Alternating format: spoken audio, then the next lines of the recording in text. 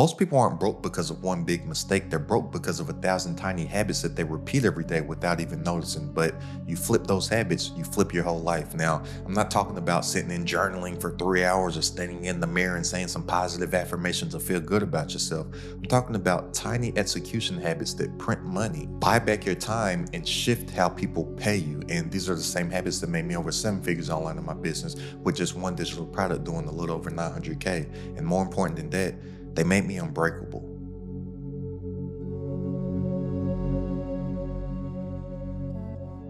Look, these tiny habits, they change my life and they work if you work them. And it's only gonna take me about 5 minutes to break down all 19 of them. So if you don't have 5 minutes to spare, then you probably just lack the discipline to even implement any of these habits. So if that's you, by all means, feel free to click off of this video. But look, the first habit is that I act like a business, not a brand. See, I don't show up every day trying to create content. I show up every day with the intention to move my business forward. Every video, every post, it's a sales machine in disguise. I'm just not out here creating content. I'm not a content creator. And I don't suggest you be a content creator either. I'm a contentpreneur. I'm an entrepreneur that uses content to drive traffic to my business.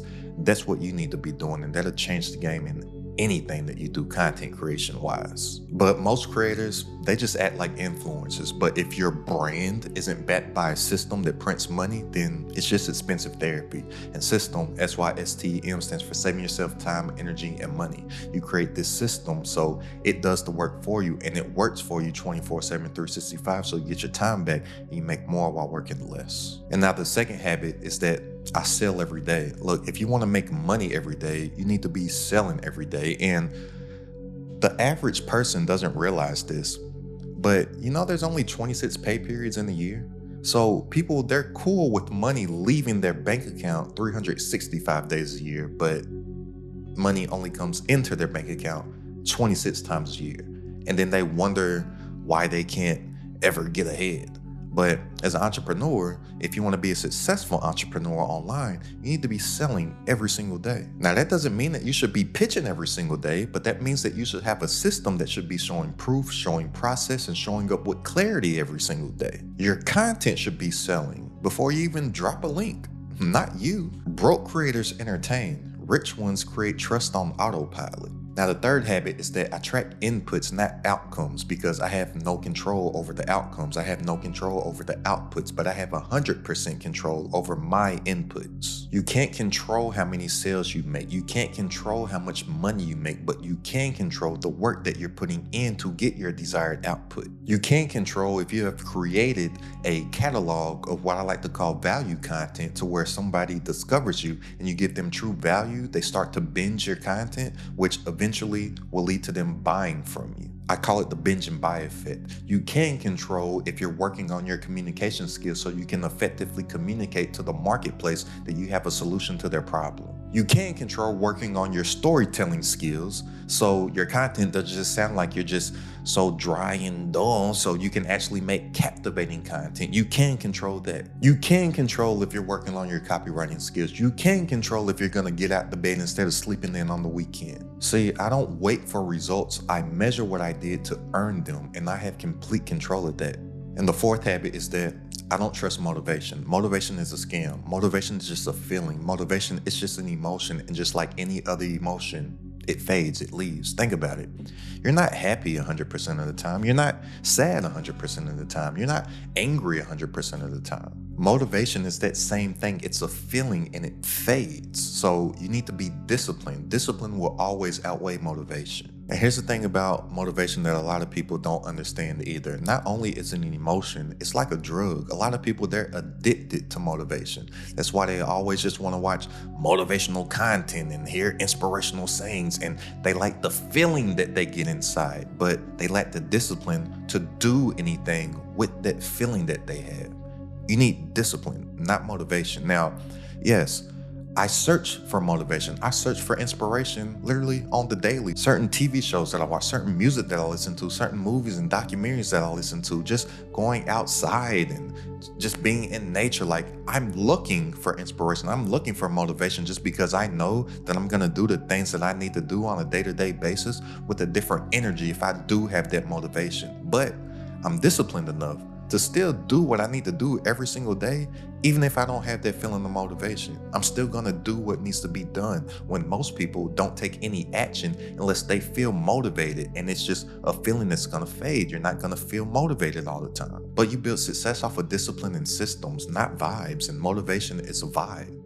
Broke people sit there and wait for momentum when I'm gonna go ahead and create it, whether I'm motivated or not. And the fifth habit is that I don't overlearn. Look, you got 837 videos saved in your watch later playlist. You got 12 courses that you haven't finished yet. You got 13 books that you haven't finished yet, and no income. You're not a student, you're an information hoarder. So look, I made this rule: learn, implement, earn, repeat.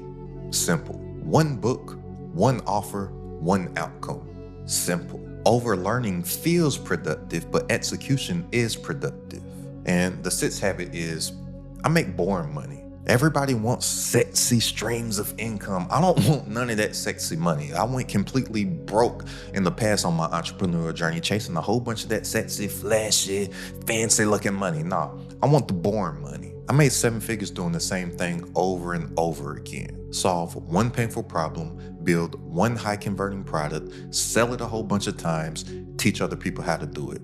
That's not sexy, but it's simple and it scales. And the 7th habit is that I take screenshots like a psycho. Every win, every DM, every comment, every email, every testimonial, I screenshot it. Why? Because proof sells, and you don't need to try to do all these crazy sales tactics to try to convince people to buy stuff from you when you can just show them what's already working. And the 8th habit is I don't debate with people who aren't winning. I stopped arguing with broke people years ago. And when I say broke, I'm just not talking about a financial state. Like, yeah, that is one aspect of it, but I'm even just talking about a life state. Like, I'm not going back and forth with broken people. If you haven't made $10 million online, then you don't have a vote in my strategy. If your life doesn't look like the life that I'm building, then we don't have the same map. We don't have the same vision. We may not have the same morals. We may not have the same integrity. I might not want to do some of the stuff that you do. I may not even want some of the stuff that you have just because I'm not willing to do some of the stuff that you did to get it. A tiny habit, protect your inputs. A big result, you stop shrinking yourself to stay relatable. And habit number 9 is that I automate repetition. Repetition builds wealth. Repetition builds results. Repetition builds confidence. Repetition builds consistency. But doing the same things manually, that builds burnout. So I automate the repetition. And I do that by creating systems, whether that be a systematic approach to creating content, a system to create evergreen funnels, the same message, the same momentum with zero burnout. And the 10th habit is this, and this one may be the most crucial one, is that I stay in touch with my inner child. You want to build something that the world pays attention to? Then reconnect with the version of yourself that wasn't afraid to play, and that was you when you were 10 years old. Because your confidence doesn't come from courses, your creativity doesn't come from strategy. It comes from that part of you that used to act without overthinking. That part of you that used to just dance around when no one was looking. That part of you that used to build stuff just for the sake of building stuff. That part of you that used to speak out and just openly say the truth because you weren't thinking about lying to save people from their feelings. That inner child is where your confidence lies. That inner child is where all of your dreams and aspiration lives. Think about it. When you were 10 years old, you thought that you could do and be anything. What happened? You got realistic. Well, you need to get a little delusional again and tap back into that inner child so you can finally have some confidence in yourself to do what it is that you claim you want to do. Rich habits aren't all just processes and systems. Some of them are reminders that the boldest, most creative version of you, it already exists. You just forgot how to listen to it. And the 11th habit is that I treat my beliefs like a line of code. Like, I question everything I believe like I'm debugging my brain. Money's hard to make. Delete. I'm not ready yet. Error. I don't have the time. Error. Rich habits start in your head, so upgrade the code and upgrade the cash flow. And habit number 12 is that I don't multitask. Look, one offer with one source of traffic to one audience until I master it. You see, multitasking, it feels productive, but it splits your attention, and divided attention is broke energy. Plus, when they came up with this term multitasking back in the 1960s, IBM came up with that term multitasking, if you didn't know. And when they coined the term, they were talking about computers. They weren't talking about people. They were talking about the fast processing speed of a computer and its ability to multitask to jump back and forth between tasks. But even computers don't have the capabilities to multitask. It just looks like it is because of the fast processing speed. But in actuality, the computer stops one task 100% and then starts another task 100%. Then it stops that task 100%, then it starts another task 100%. It's just moving so fast that it seems like it's multitasking. But even the computer can't multitask.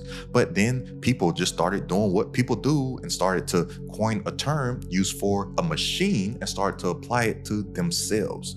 We don't have the capabilities to multitask. And that's why people can't ever get anything done, because they're thinking that they're being productive and multitasking and doing all these things when they can't get the one thing done. That's why people feel productive and they feel like they got so much done. But at the end of the day, they always say, dang, I was busy all day, didn't feel like I got nothing done. Man, if I only had more hours in the day. No, you got enough hours in the day. It's just that you're not focusing, and focus, FOCUS, stands for follow one course until successful. You're just not focusing on any one thing to get done. And since I know that I need to focus in on my one thing, it leads into habit 13, is that I schedule my CEO time. Every week I spend time not creating, not producing, just thinking.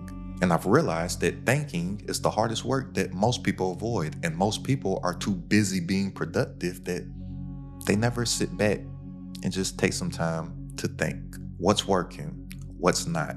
What's the bottleneck? What's the real goal? Where are we really headed? What's the new standard that needs to be set? Because typically we never rise to the level of our goals. We always fall to the level of our standards. So, okay, what's the new standard that I need to set for myself? Most people never stay broke because they never take the time to zoom out and really assess their whole situation. They're just running hard in the wrong direction. But CEO time equals a GPS time, to whereas you can see your actual destination and then you can plan out a map to get there. And you can reverse engineer, since you can see the end, since you can see the destination, which is habit number 14. I reverse engineer everything. I reverse engineer what I want. You want $10,000 in a month? You want $25,000 in a month? You want $50,000 in a month? You want $83,333,000 in a month so you can have your $1 million year? You want $100,000 in a month? Cool. How many sales? What's the price point? What's the traffic source? What's the conversion rate?